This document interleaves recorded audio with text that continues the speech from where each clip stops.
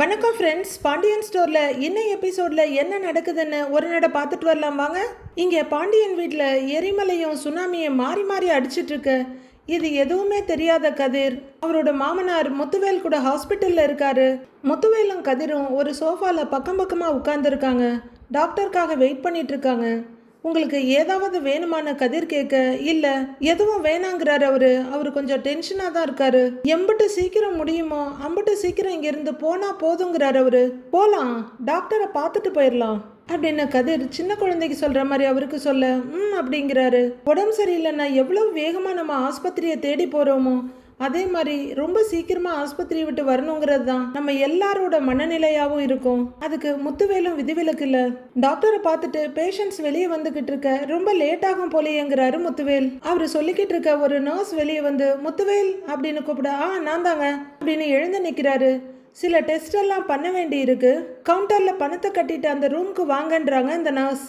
காரைக்குடியிலேயே test எல்லாம் எடுத்துட்டேனேங்கிறாரு அவரு. இன்னும் சில டெஸ்ட் பண்ணணுங்க சார் அப்படின்னு அந்த நர்ஸ் சொல்ல, அப்படியா அப்படிங்கிறாரு. அவரு குனிஞ்சு பேக் எடுத்துக்கிட்டு இருக்க கதிர் அந்த டெஸ்டுக்கான சஜஷன் பேப்பரை கையில வாங்கிக்கிறாரு. கொடுப்பான்னு கேட்க, இல்ல நீங்க உட்காருங்க நான் பணம் கட்டிட்டு வர்றேன்றாரு கதிர். நான் வர்றேன்னு அவரு சொல்ல, நீங்க இங்கே இருங்க, ரெஸ்ட் எடுங்க, உட்காருங்க, நான் போய் பணத்தை கட்டிட்டு வரேன், நீங்க அது வரைக்கும் உட்காருங்கன்றாரு கதிர். அவரு அமைதியா உட்கார்ந்துட கதிர் அங்கிருந்து கவுண்டருக்கு போறாரு. பணத்தை கட்டிட்டு வர்ற கதிர், 2 டெஸ்ட் தானா, சீக்கிரமா முடிஞ்சிருமான்னு சொல்ல சரிங்கிறாரு முத்துவேல். உடனே அந்த நர்ஸ் வந்து, சார் வாங்கன்னு கூப்பிட, நானும் வரலாமான்னு கதிர் கேட்கிறாரு. இல்ல பேஷண்ட் மட்டும்தான், நீங்க மட்டும் வாங்க சார் அப்படின்னு அந்த நர்ஸ் சொல்ல எழுந்திருக்கிற முத்துவேல், நான் போயிட்டு வரேன்றாரு. சரி பார்த்து பத்திரமா போயிட்டு வாங்க அப்படிங்கிறாரு கதிர். கதிராலையும் சோஃபால அமைதியா உட்கார முடியல, கொஞ்சம் டென்ஷனோட இப்படி நடந்துட்டு இருக்காரு. கொஞ்ச நேரத்துல முத்துவேல் வர, டெஸ்ட் எல்லாம் முடிஞ்சுதான்னு கேக்குறாரு. முடிஞ்சதுன்னு அவர் சொல்ல, வாங்க வாங்க வந்து உட்காருங்க அப்படின்னு கதிர் எழுந்து நின்று இடத்த கொடுக்க அவரு வந்து உட்கார்றாரு. 2 பேரும் கொஞ்ச நேரம் உட்கார்ந்துருக்க அந்த நர்ஸ், சார் உள்ளர வாங்கன்னு கூப்பிடுறாங்க. அவரு கொண்டு வந்த அந்த பிங்க் கலர் பேக்கை டக்குன்னு கதிர் எடுத்து அவர் கையில கொடுத்துட்டு கூடவே நடக்கிறாரு. உள்ளர டாக்டர் இவங்க 2 பேரும் வந்ததும், வாங்க சார் உட்காருங்க உட்காருங்கன்றாரு. அவங்க 2 பேரும் உட்கார்ந்ததும், சார் உங்க ரிப்போர்ட்ஸ் எல்லாமே பார்த்தேன், இப்ப எடுத்த ஸ்கேனையும் பார்த்துட்டேன் அப்படின்னு டாக்டர் சொல்லிட்டு இருக்க இவர் ரொம்ப பதட்டமாவும் கதிரும் ஒரு பரபரப்புமா பார்த்துட்டு இருக்காங்க. காரைக்குடியிலேயே உங்களுக்கு எல்லாமே கிளியரா சொல்லி இருப்பாங்களே அப்படின்னு டாக்டர் கேட்க, சொன்னாங்க டாக்டர்ங்கிறாரு முத்துவேல். நானும் பெருசா எதுவும் மாத்தி சொல்ல போறதில்ல, உங்களுக்கு இருக்கிறது இன்டெஸ்டைன் கேன்சர் 2nd ஸ்டேஜ் அப்படின்னு டாக்டர் சொல்ல கதிர் ரொம்பவே வருத்தத்தோட இருக்காரு. 2nd ஸ்டேஜ்லயே கண்டுபிடிச்சது ரொம்ப நல்ல விஷயம்தான், கண்டினியூஸா ட்ரீட்மெண்ட் பண்ணிக்கிட்டீங்கன்னா கியூர் ஆகிறதுக்கு நிறைய சான்ஸ் இருக்கு அப்படின்னு டாக்டர் சொல்ல முத்துவேல் அமைதியா கேட்டுக்க கதிருக்கு ஒரு சின்ன ரிலாக்ஸேஷன் வருது. டாக்டர் என்ன மாதிரி ட்ரீட்மெண்ட் எடுக்கணும் டாக்டர் அப்படின்னு கதிர் கேட்க, ரேடியேஷன் பண்ணணும், அப்புறம் சர்ஜரியும் தேவைப்படும் அப்படின்னு டாக்டர் சொல்ல, சர்ஜரியா அப்படின்னு கொஞ்சம் அதிர்ச்சியோட கேட்கிறாரு முத்துவேல். ஆமா சர்ஜரி பண்ணி தான் ஆகணுங்கிறாரு டாக்டர். சர்ஜரிலாம் இல்லாம எதுவும் பண்ண முடியாதான்னு முத்துவேல் கேட்க, மாத்திரை மருந்து மட்டும் கொடுத்து குணப்படுத்துறதுக்கு இது ஒன்றும் சாதாரணமான விஷயம் இல்லையே அப்படின்னு டாக்டர் சொல்ல முத்துவேல் ரொம்பவே யோசிக்கிறாரு. சர்ஜரி பண்ணா இவர் சரியாயிடுவாருல்ல அப்படின்னு ரொம்ப எதிர்பார்ப்போட கதிர் கேட்க, மோஸ்ட்லி சரியாயிடுவாரு, ஆனா அந்த ப்ராசஸ் கொஞ்சம் டிஃபிகல்ட்டா தான் இருக்கும், ரேடியேஷன் மாதிரியான ட்ரீட்மெண்ட்டை நீங்க காரைக்குடியிலேயே பண்ணிக்கலாம் அப்படின்னு டாக்டர் சொல்ல கதிர் உடனே முத்துவேலை பார்க்க அவரு எந்த பதிலும் சொல்லாம யோசிக்கிறாரு. எவ்வளவு நாள்ல பண்ணணும் டாக்டர் அப்படின்னு கதிர் கேட்க, இனியும் நாளை தள்ளி போடுறதுல பயன் இல்லை, இம்மீடியட்டா ட்ரீட்மெண்ட்டை ஸ்டார்ட் பண்றது தான் நல்லது அப்படின்னு டாக்டர் சொல்ல 2 பேருமே ரொம்ப கவலையா இருக்காங்க. டாக்டர் கழுத்துல இருக்க ஸ்டெத்தை கழட்டிக்கிட்டு, சில பேர் இதை 4th ஸ்டேஜ்ல கூட கண்டுபிடிக்காம இருப்பாங்க, அது ரொம்ப ரிஸ்க், ஆனா உங்களுக்கு முன்னாடியே தெரிஞ்சது நல்ல விஷயம் அப்படின்னு டாக்டர் சொல்ல, வந்திருக்கிறது கேன்சர், இதுல என்ன நல்ல விஷயம் இருக்கு அப்படிங்கிற மாதிரி முத்துவேல் பாக்குறாரு. கதிரும் கவலையோட தான் பார்த்துட்டு இருக்காரு. அடுத்து அவங்களோட ஃபைல்ல இருக்க பேப்பர் எடுத்து பார்த்துட்டு, இதுல கொடுத்துருக்க மெடிசன்ஸ் எல்லாம் கரெக்டு தான், இப்போதைக்கு நீங்க இதையே கண்டினியூ பண்ணுங்க அப்படின்னு டாக்டர் சொல்ல, சரின்னு தலையாட்டுறாரு முத்துவேல். வேற ஏதாவது மெடிசன் இருக்கா அப்படின்னு கதிர் கேட்க, இல்ல இப்போதைக்கு இது போதுங்கிறாரு டாக்டர். வேற ஏதாவது டவுட் இருக்கான்னு கேட்க, இல்ல கிளம்புறோன்னு கைய கூப்பிடுறாரு முத்துவேல். அவரு வெளியே வந்தாலும் கதிர் வரல, அங்கேயே உட்கார்ந்துருக்காரு. எங்கடா இவனை காணோன்னு திரும்பி பாக்குறவரு சரி வரட்டும்னு போய் உட்கார்றாரு. மறுபடி கதவு முழுசா க்ளோஸ் ஆனிச்சான்னு பாத்துக்கிற கதிர், டாக்டர் அவரோட உயிருக்கு ஒன்றும் ஆபத்து இல்லையான்னு கேட்குறாரு. நாம ட்ரை பண்ணுவோம், அவர் நல்லபடி ஆகிறதுக்கு சான்சஸ் நிறைய இருக்கு, டோன்ட் வரின்னு டாக்டர் சொல்ல, ரொம்ப தேங்க்ஸ் டாக்டர் அப்படின்னு மனசார சொல்ற கதிர் ரிப்போர்ட் எடுத்துக்கலாமான்னு கேட்குறாரு. அப்படின்ட்டு எடுத்து கொடுக்குறாரு அவரு. கதிரும் அதை வாங்கிட்டு நான் போயிட்டு வரேன் டாக்டர்னு சொல்ல, போயிட்டு வாங்க அப்படின்றாரு டாக்டர். அந்த கொண்டு வந்த பிங்க் பேக்கையும் இப்ப புதுசா எடுத்த ரிப்போர்ட் ஃபைல்ஸையும் எடுத்துக்கிட்டு கதிர் கிளம்புறாரு. வெளியே முத்துவேல் நின்னுகிட்டே இருக்காரு. கதிர் வந்ததும் போலான்றாரு.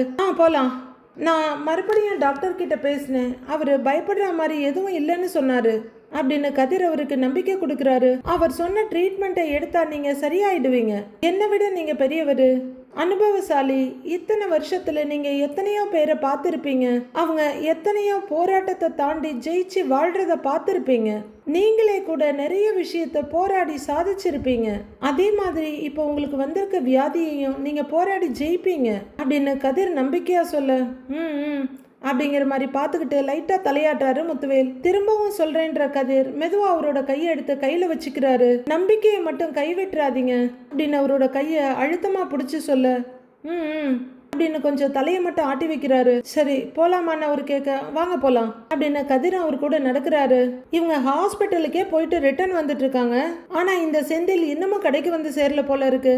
சரவணன் ஒரு லேடிக்கு பொருளை கொடுத்துட்டு பணத்தை வாங்கி கல்லால போட்டுட்டு இருக்காரு. நம்ம ஆபீசர் செந்தில் அப்படியே படியேறி உள்ளர வர நிமிந்து பாக்குற சரவணன், வாடா செந்திலுங்கிறாரு. என்ன அதிசயமா கடை பக்கம்லாம் வந்திருக்க, அப்பாவை பார்க்கலான்னு வந்தியா, அப்பா வீட்டுல இருக்காரேடா அப்படின்னு சரவணன் சொல்லிட்டு இருக்க. அண்ணங்கிட்ட எப்படி விஷயத்த சொல்றது அப்படின்னு நெத்திய தேய்ச்சிக்கிட்டே நிக்கிறாரு ஆபீசர் செந்தில். கொஞ்சம் யோசிச்சு அதுன்னு சொல்லிட்டு இருக்கப்ப ஒரு லேடி படியேறி வர்றாங்க. அக்கா வாங்கக்கா அப்படின்னு சரவணன் சொல்ல, இந்த லிஸ்ட்ல இருக்கிறதெல்லாம் வேணும் தம்பின்னு அவங்க ஒரு லிஸ்ட்டை நீட்டுறாங்க. என்னக்கா வேணும் கொடுங்க அப்படின்னு லிஸ்ட்டை வாங்குறாரு செந்தில். டேய் குடுறா, நான் பாத்துக்கிறேன் அப்படிங்கிறாரு சரவணன். இருக்கட்டும்ண்ணே, நான் பாத்துக்கிறேன்றாரு செந்தில்.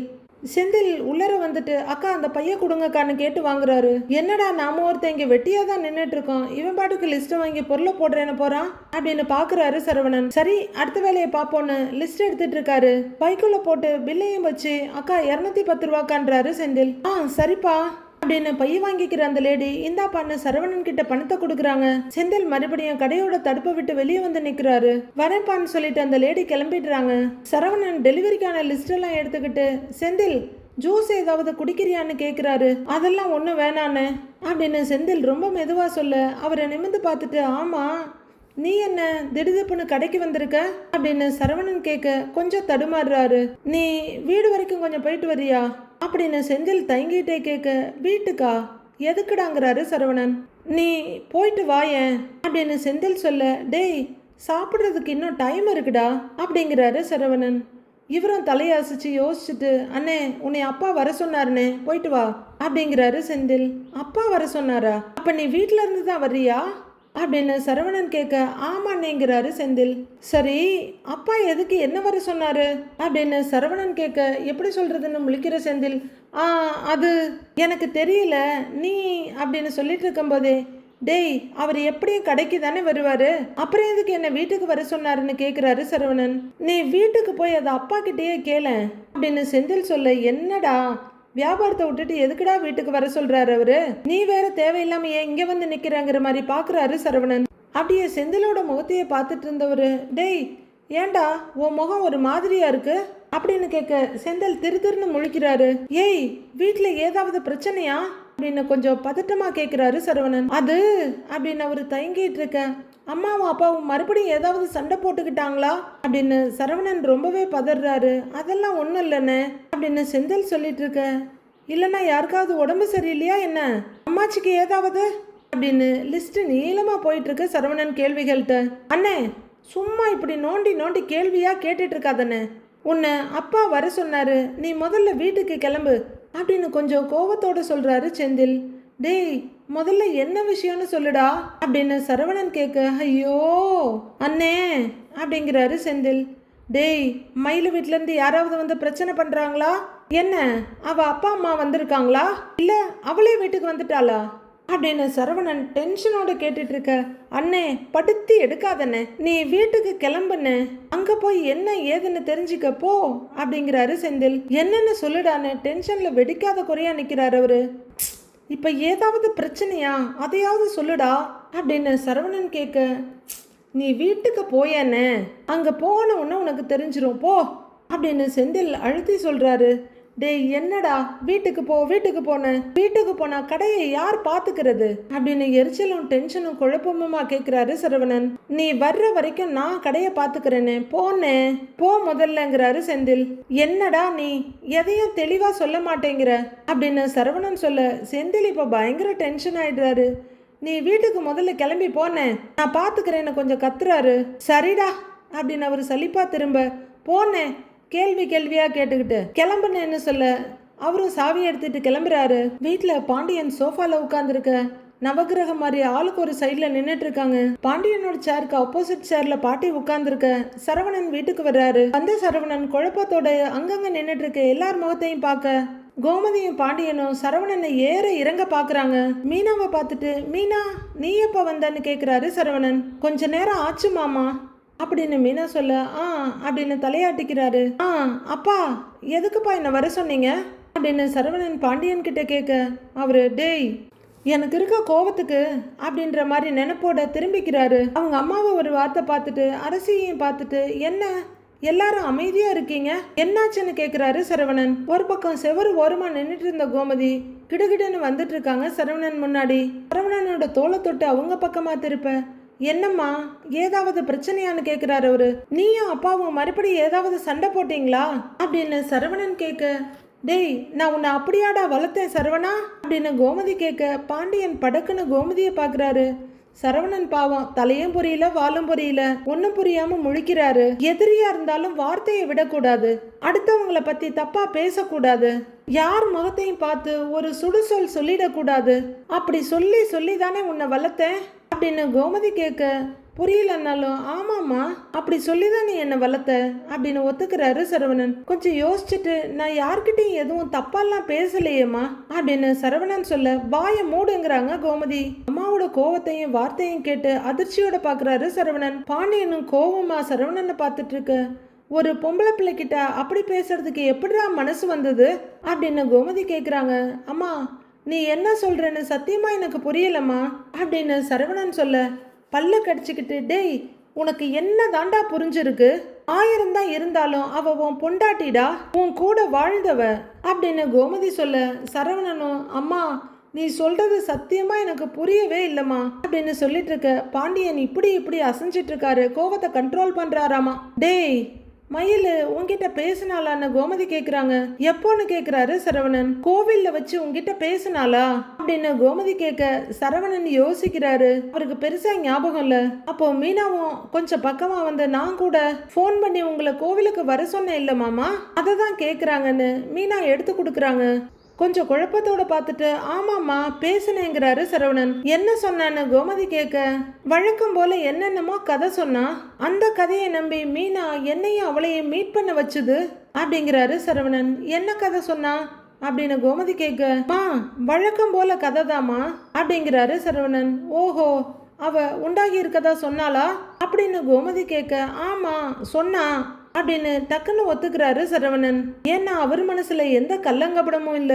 மயில் சொன்ன விஷயத்த அவர் பெருசா எடுத்துக்கல. ஆனா இவங்கெல்லாம் கேக்குறப்ப டக்குன்னு உண்மையை சொல்லிடுறாரு. மீனா பாண்டியன் 2 பேர் அவரை எரிக்கிற மாதிரி பாத்துட்டு இருக்காங்க. ஆனா அம்மா அப்படின்னு சரவணன் ஏதோ சொல்ல வர அதுக்கு நீ என்ன சொன்னேன்னு கேக்குறாங்க. இந்த கதையெல்லாம் சொல்லிக்கிட்டு என் பக்கத்துல வராத, தயவு செஞ்சு போயிடுன்னு சொன்னேம்மா அப்படின்னு சரவணன் சொல்ல ஓ அதை மட்டும்தான் சொன்னியான்னு கோமதி கேக்குறாங்க. சரவணன் கொஞ்சம் குழப்பத்தோட அம்மாவை பாக்குறாரு.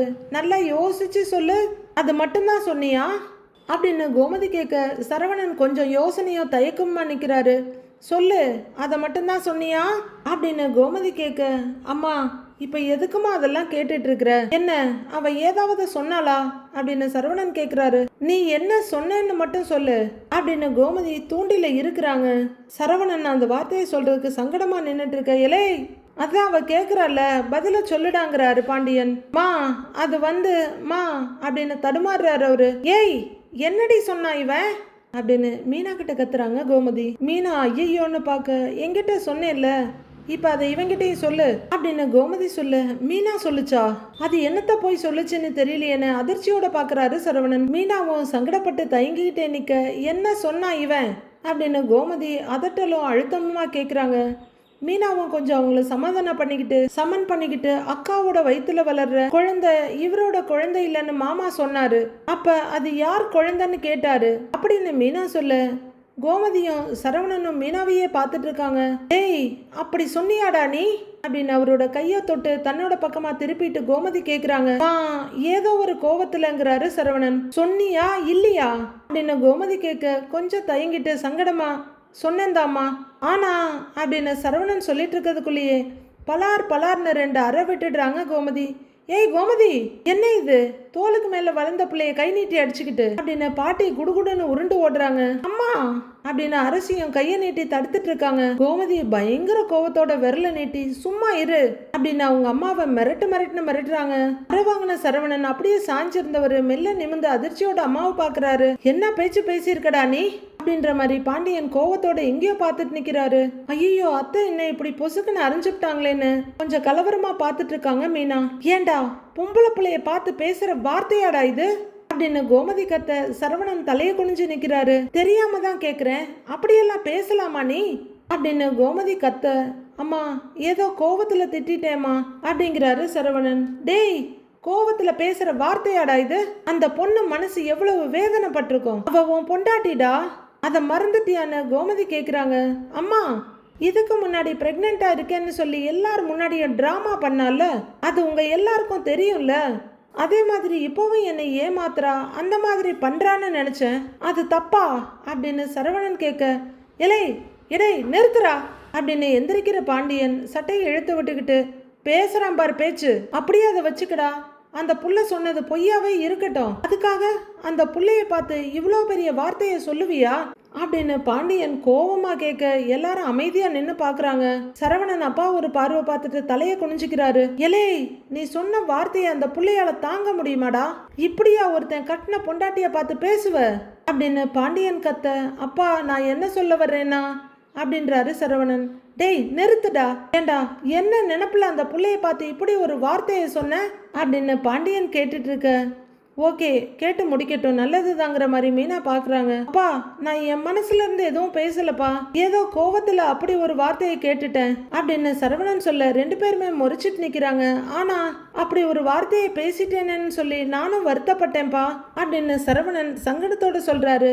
டேய், வார்த்தையை விடும்போது கவனத்தோட இருக்கணும். தப்பான ஒரு வார்த்தைய போற போக்குல சொல்லிட்டு போயிடலாம், ஆனா கேக்குறவங்களுக்கு அது ஆயுசுக்கும் மறக்காது. டேய், இவரு நான் உடம்பு சரியில்லைன்னு நாடகம் போடுறேன்னு என்ன சொன்னும் போது என்னால அந்த ஒரு வார்த்தைய கூட தாங்க முடியலடா. எம்பிட்டு பெரிய வார்த்தைடா அது. அவ தலையில இடி இறங்குன மாதிரி இருக்காது அப்படின்றாங்க கோமதி. தப்புதாம்மா, நான் அப்படி பேசினது தப்புதான். எனக்கு அவளை பார்த்தா அம்பட்டு கோபம் வருது. அவ அம்மாவை அவங்க அப்பாவை பார்த்தா அவ்வளவு வெறியாகுது அப்படின்னு சரவணன் சொல்ல இவங்க 2 பேரும் அமைதியாவே நின்றுட்டு இருக்காங்க. அதுக்கு காரணம் இல்லாம இல்லைல்ல, நம்ம குடும்பத்துல இருக்க அம்பட்டு பேரையும் பாடா படுத்தி இருக்காங்க, இன்னும் படுத்திக்கிட்டு தானே இருக்காங்க. என் வாழ்க்கையவே அழிச்சிட்டாங்கல்லம்மா, என் சந்தோஷம் நிம்மதி எல்லாத்தையுமே இல்லாமல்ல பண்ணிட்டாங்க அப்படின்னு சரவணன் சொல்ல. எல்லாம் சரிதான், அவங்க பண்ணின எதையுமே நான் மறக்கல.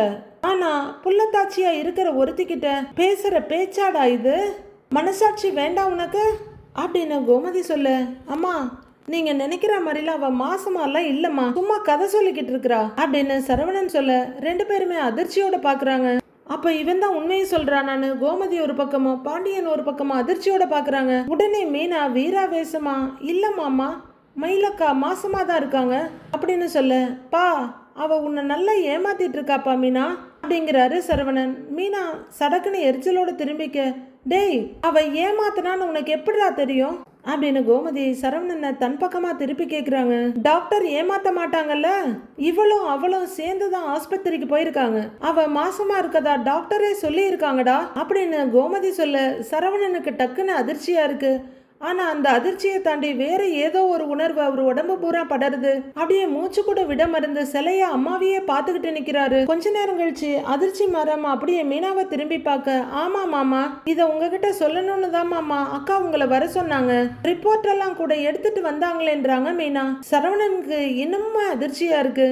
சரவணன் சொன்ன வார்த்தை தப்பு தானே தவிர, ஆனா சரவணனை இவ்வளவு தூரம் கோவப்படுற அளவுக்கோ கூண்டல ஏத்துற அளவுக்கோ அவரு ஒன்றும் குற்றவாளி கிடையாது.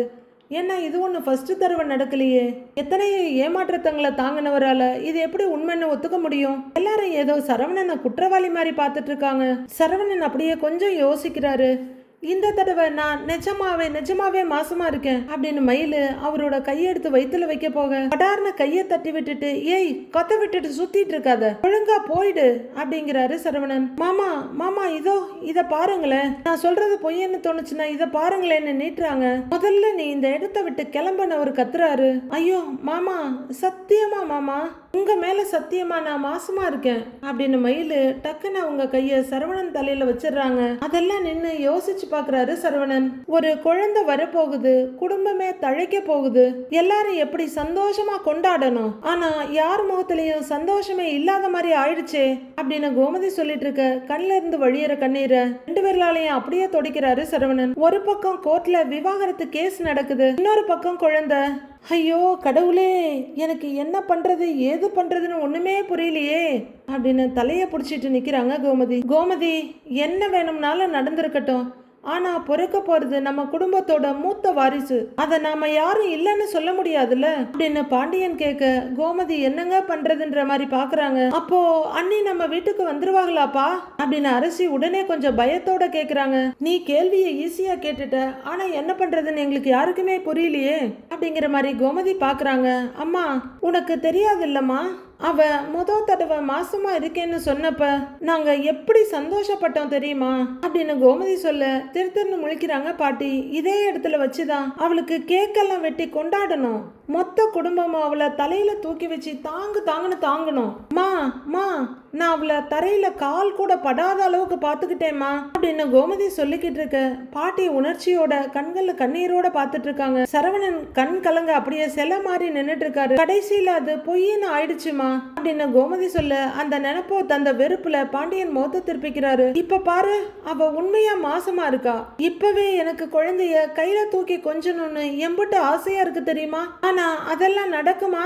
எப்படி நடக்கும்? என்ன ஆக போகுதோ ஏது ஆக போகுதோ எனக்கு தெரியலங்க, எதுவும் புரியலம்மா அப்படின்னு கோமதி கலங்கி போய் மாத்தி புலம்பிக்கிட்டு இருக்காங்க. எனக்கு தெரிஞ்ச விஷயத்த உங்க எல்லார்கிட்டையும் சொல்லிட்டேன், அம்புட்டு தான். இதுக்கு மேல என்ன முடிவெடுக்கணுங்கிறதெல்லாம் உங்க பாடுங்கிற மாதிரி மீனா நிக்கிறாங்க.